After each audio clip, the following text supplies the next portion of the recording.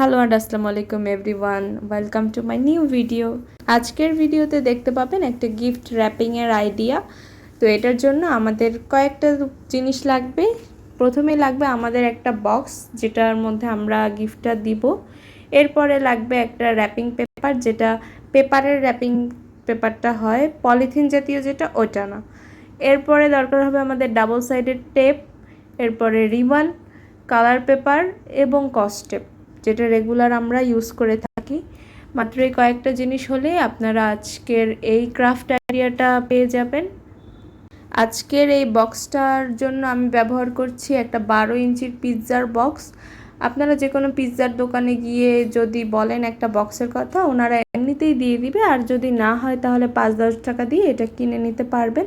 অথবা আপনারা যে পিৎজা খান, তো ওই বক্সটা কালেক্ট করে রাখতে পারেন। যখন আপনাদের কোনো প্রয়োজন হবে তখন এই আইডিয়াটা আপনারা কাজে লাগাতে পারবেন।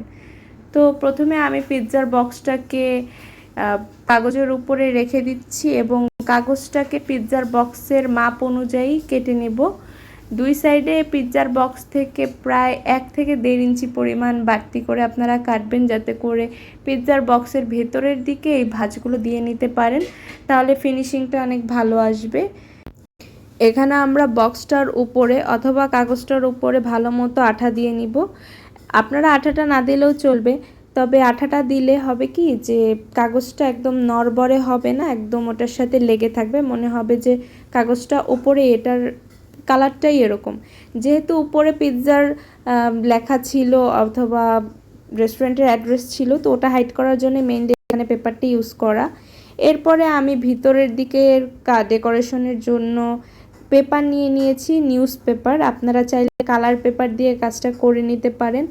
আর নিউজ পেপারটা দেওয়ার কারণে ভিতরের যে কালারটা, বক্সের অরিজিনাল কালার, ওটা দেখা যাবে না, একটা অন্যরকম একটা লুক আসবে। আপনারা চাইলে কালার পেপার অথবা নিউজ পেপার, যেটা আপনাদের কাছে অ্যাভেলেবেল থাকে, সেটা ব্যবহার করে নিতে পারবেন। এরপরে আপনারা বক্সটাকে এক সাইডে রেখে দিয়ে ভেতরে অথবা বাহিরের দিকে যদি ডেকোরেশন করতে চান, ওই কাজগুলো করে নেবেন। আমি ভেতরের দিকে ডেকোরেশন করেছিলাম, এই জন্য এই ফাঁকে বক্সটাকে শুকাতে দিয়েছি এবং ভেতরের ডেকোরেশনের জন্য বাকি প্রস্তুতি করে নিচ্ছিলাম।